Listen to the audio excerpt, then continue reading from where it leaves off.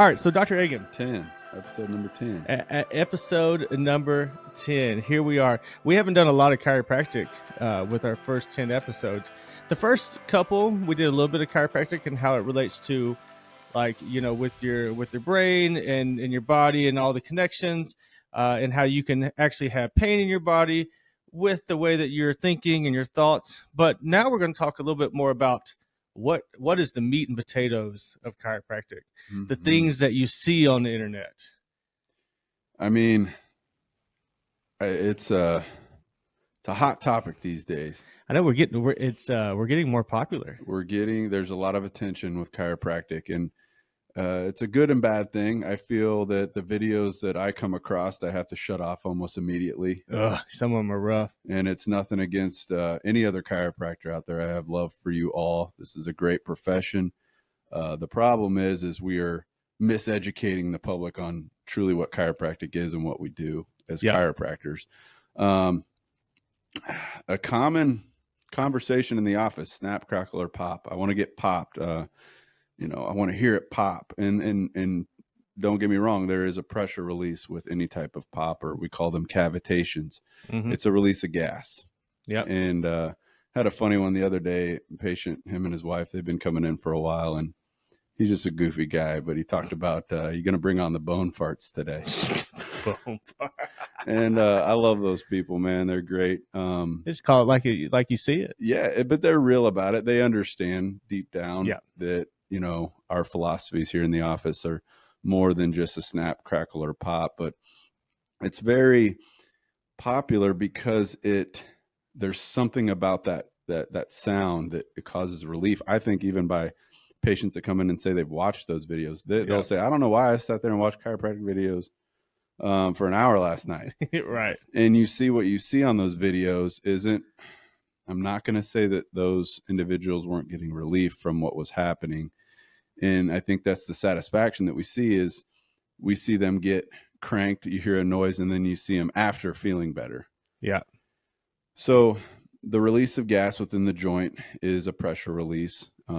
We're huge on x-rays in the office. It's all we've ever known. Is philosophy-based chiropractic is to locate the area of the spine that is causing the issues. And without going on and on, I mean, we could talk about this for days, but it's just, I guess I go back to my experience with getting adjusted. And the first few times I had a pinched nerve in my lower back and we got movement, but you didn't hear a sound. But I was getting better as time went on. And so what I've realized is that it's a gimmick throughout this whole profession with the pop sound, or that the pop is what I need to feel better. Yeah. If you restore motion into the joint properly, a lot of the times you will get that cavitation noise or that pressure of gas leaving the joints. A lot of the times when patients experience that, we're literally resetting the joint and how it needs to move. But when you see a lot of these TikTok videos of a female in her mid-20s in yoga pants getting twisted all around, making a bunch of noise with the microphone right next to the patient. I think I can't prove any of it, but I think that there's some noise pumped in there too on some. 100%. Because some of them are, and we've been doing this for 7 years, and some of them are ridiculous. Oh, I mean, it is the entire thing moves. Yeah, they pulled the ripcord on it, and it's loud. Yeah, and again, I think it's something that chiropractors have used for like marketing to get themselves out there, and that you hear these stories of getting cracked. However, if you properly diagnose a patient, as a chiropractic physician, you take them in, you do the new patient exam, you get their history, you palpate and feel their spine, you can have a good idea of where you need to go based on our experience and the patients we've seen. But when you take that x-ray, that is where you can actually visually see structurally what's going on in their spine. And the x-ray won't lie. It'll tell you exactly where at in the spine is getting overused biomechanically, which is just how your body moves. A lot of postural issues these days with computer settings, office workstations, working from home. And we can locate that area that's causing the issues. And then a lot of the times it all adds up in our diagnostic workup that we take from that day one history and exam. So then when we look at that x-ray, we can see what's causing it. We know which way to go with it at this point. and it's just going to take time based on what the x-ray is telling us. Yeah. But if a patient comes in and they've been watching all those videos, let's say they come in the first time and everything is really tight. We diagnose, some muscular spasms, and then we get that x-rays. We see those places of stress. We adjust the first time, no pop. That's tough for when it comes to watching these videos. And we're only trying to be transparent about it because what happens with those videos is the expectations of when someone comes in. I've had tons of patients that come in and they never really pop, but they get better. Mm. And so there's so much more than just the pop. What if it's a muscular issue? Do we expect, we need a massive pop to fix the muscle issue? No, you treat the muscle. So there's different things that are going on, and there's different things that us as chiropractors treat. But, going back to some of those videos, it's like a mixed emotion about it for me, because growing up with my dad and grandpa being chiropractors, I heard about all of the, oh, is your dad and grandpa a real doctor? Or do they, what do they actually do? And, all these kind of naysayers, and it was all just fine. So with these crack videos, it's been really cool to see the popularity come up, and people, while the popping sound is very sensationalized and it's getting us more well known, it also is just a little part of what we actually do within the office. 100%, dude. And if you look at it like this, if you got a patient that comes in and they're 40 years old and you take their x-ray and you can see it, there's chronological age and biological age. And based on what that patient's been up to throughout their lives, maybe they've never been adjusted, maybe they've worked construction. Yep. They've caused patterns throughout their spine. So if we locate the area that's causing the issue on the x-ray and we can look at the joint, you can specifically see it, because the body's always trying to heal itself. So just like a callus on your hand, due to repetitive friction from lifting weights or playing the guitar, your body lays down thicker skin naturally. And so, wow, how amazing is that it's doing that so that the skin don't break open. Yeah. What happens is the bones and the skeleton do the same exact thing. They're compensating to try to make up for an area that's injured. And so they lay down thicker, more rigid bone. That's where arthritis comes from, and proper biomechanics or stress on your spine that lead to issues down the road repetitively, day after day, year after year, hour after hour. And a patient comes in and if you have the expectation that I'm just going to lay you down and crack you all over and you're going to feel better and fix these issues, I mean, it's just not possible. That's just how the physiology and things and how they work. Exactly. Like, and sometimes there's different goals for different patients. So some patients come in and, do I think we can get 100%? Yes. Mm-hmm. But some people come in and we have to be honest with them. Hey, really, based on, what's going on, what I've seen in the past with similar conditions like yours, realistically, we're looking at possibly 50 to 60% better. But then I always ask them, would that be worth it for you? And they go, well, absolutely. And so, if as long as we're transparent and we know what expectations there are, and that not just if you come in and we get a glorious pop, it's going to feel better, because some of the people who pop the best actually don't respond as well as some other people do. So it's not really, it's not what is it? It doesn't directly correlate to the better the pop, the better the results. It doesn't really correlate like that. No, I mean, a majority, 95% of our job is a feel that we're getting. And so the more spines that we adjust, the more practice we get at correcting patients through care plans and watching how they progress, you can see, and it's just being honest with the patient. Here's our game plan. Any type of bone injuries, you fracture any type of bone, you're going to be put in a cast from 6 to 12 weeks. That's just how bones heal and remodel. Now, nothing has to be broken, but still there's been injury to a joint, injury to the area. That area has become weak. Yep. So then that's where pain and discomfort and lack of mobility, eventually kick in. We're restoring motion into the spine, which should be done visually through an x-ray to know exactly how that bone moves. Those bones move so many different ways. Mm-hmm. And truthfully, I know when I adjust a patient, I want to hear one bone move.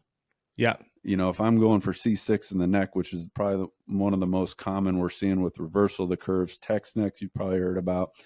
It's all due to that hinge, due to looking down or an old whiplash injury. You got to know exactly which way that joint moves. Mm-hmm. I tell patients all the time, and I say this jokingly because chiropractic, really, when I was 18 years old, I had a back injury. I'd sit there in school and press my back against the chair and get pops. Yeah. Or the bear hug. We've all done those. Dude, we do those all the time. Yeah, we used to, yeah. And so I'd be a hypocrite to say that I've never done that before. But really, that was the start of my chiropractic journey, because I remember doing it in class one day in high school, and my back froze up, and I scared the daylights out of me. Yeah. And even my experience going to the chiropractor, I remember being terrified. And he was a great guy. He treated my mom for years, but it was opening that door for me to know that this is restoring motion to help an injured area. Yeah. And we all, I mean, majority of the population, not chiropractic isn't for everyone for long term. Yeah. I think that there's just a whole variety. I mean, we're still seeing what, 13% of the population. I think 13%. So there's still a lot of people that haven't even really been introduced to chiropractic that it really could help. But I did want to add a little bit on. So you're talking about, like, you know, the bones and how we're restoring motion in the bones, and you know, if you break your leg, you know, you'd have to be in a cast for so long. With our job and what we're also looking at, you know, just to kind of get you in a little bit on kind of our mindset, it's not just the bone that we're having to assess. If it was just the bone, our job would be a whole lot easier. We're also had to look at that soft tissue, and to kind of put it into terms that everyone understands. If you break a bone, is it going to take longer for that bone to heal up, or if you sprain your ankle? That ankle sprain is going to stick around for a while, and it can be very repetitive. It can come back again. So the other part of our job is to look at those muscles too and go, okay, what is, you know, so we see the stress that the bones have been put under with, you know, a little bit of osteoarthritis or whatever it is. But then we got to, you know, calculate, okay, well, what about these muscles? What have they been through? How many car accidents have you been in? Even minor car accidents are massive when it comes to the whiplash of those muscles. So we also have to calculate that. And I believe even in Guyton's physiology book, the soft tissue takes, you know, 12 to 18 months, I believe is what it said. I need to go, will fact check me. But Guyton. It takes Guyton. Yeah, we dug deep on that one. But I believe that it's a little over a year that it actually takes for it to fully heal. Now, well, then the question is, well, what the heck are we doing in you know, a couple of weeks? Well, we're starting to speed that process up. Is what we're trying to help speed that process up and get those muscles where they're not so tense, and pulling those joints out like they, or more of freezing those joints up is more kind of what most people have. Yeah, and I mean, we form patterns, and muscles have memory, and so we're sitting in a specific posture day after day, or there's looking down at the phone. I mean, I'm seeing everybody, patients in their late teens and 20s already developing arthritis in their neck due to just they're looking straight down at their phone. So let's break down arthritis, because that's a very intimidating word in healthcare. If you break down arthritis, it's really just, you know, arth meaning joint and itis meaning inflammation. So abnormal motion will lead to stiffness, irritation in the joint, inflammation, and then the muscles then form that memory of, you know, muscle spasms. We're forming patterns. So arthritis is really stiffness in the joints that gets better with movement. Well, if you put the proper motion into those joints, you can prevent arthritis from progressing as quickly. We all will experience it. It's just wear and tear. Yeah. We got to get spondylosis as wear and tear. I hear patients come in, I got an MRI and they said I have spondylosis, which sounds worse. Same thing. It's physiology, man. Yeah. That's just how it works. And we had a great physiology teacher. Shout out to Dr. Ignatov. Dr. Ignatov. Yeah. Best he was teacher I ever had. Yeah. He really, he definitely is really good. So very 10, good. Now we got to the fun question. Yep. This is the end of episode 10. Episode 10. And we always end up with favorite number. Favorite number. What we're favorite doing. Player, I guess. With the number 10. Yep. There's a ton of every time you ask me, I start blanking. Chipper Jones, number 10. Ooh, I was gonna say Chip. He's one of my favorites. Boy. Chipper Jones. He popped in my head first. Okay. Who's yours? Number 10. Number 10, batting or playing football. I'd say Tyreek Hill when he was with Kansas City. Tyreek, what number is he now? He's 10. He's still 10? Yeah. Yeah, I don't watch the Dolphins, though. Yeah. But Tyreek Hill, Chipper Jones. Most famous number 10. Ooh. Can you Thomas 12. Let's see who else. Not many 10s really. That Chipper Jones is probably the Chipper. We're gonna get comments. I didn't ever have 10 was my number, but I never had anybody that I like. The reason I got that, I liked it. It was just Seth commented on our YouTube, and he shouted out. You remember Matt Jones he was our quarterback for Arkansas. He went to the Jaguars. He was number 9. Oh, okay. He was really good. Actually played for Coach Nutt, which we talked about last time. Yeah. Number 10. Is there any hockey number 10s? The hockey's all up. They're way up there. They're way up there. They got some randoms. And then I don't know much about soccer either. Who's a big quarterback? There's got to be a big quarterback's number 10. Trent Green when he was with the Chiefs. Trent Green was number 10. Mm-hmm.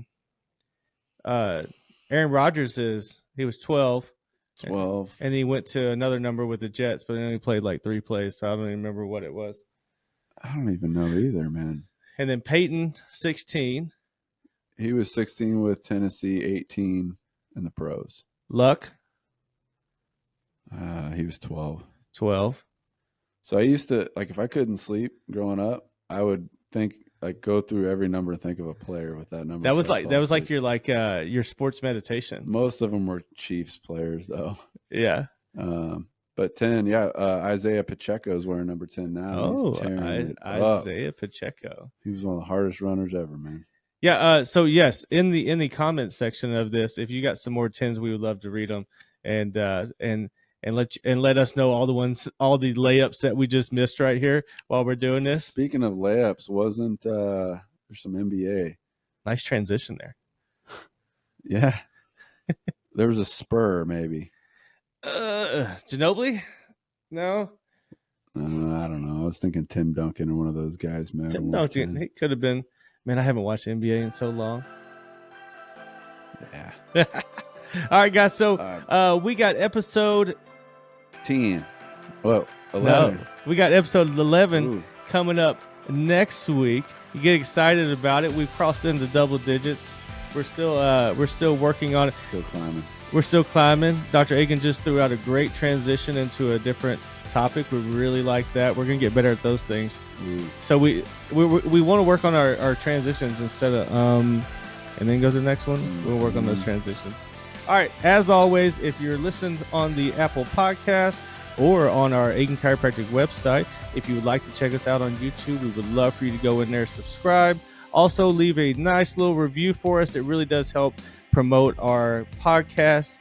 And as always, we appreciate you listening. Check out and also I'm putting up 1 or 2 shorter form videos on YouTube, trying to a week. So go check those out. They're basically just mini portions of this podcast as well. That way you can check those out. All right, guys. Thank you. All righty.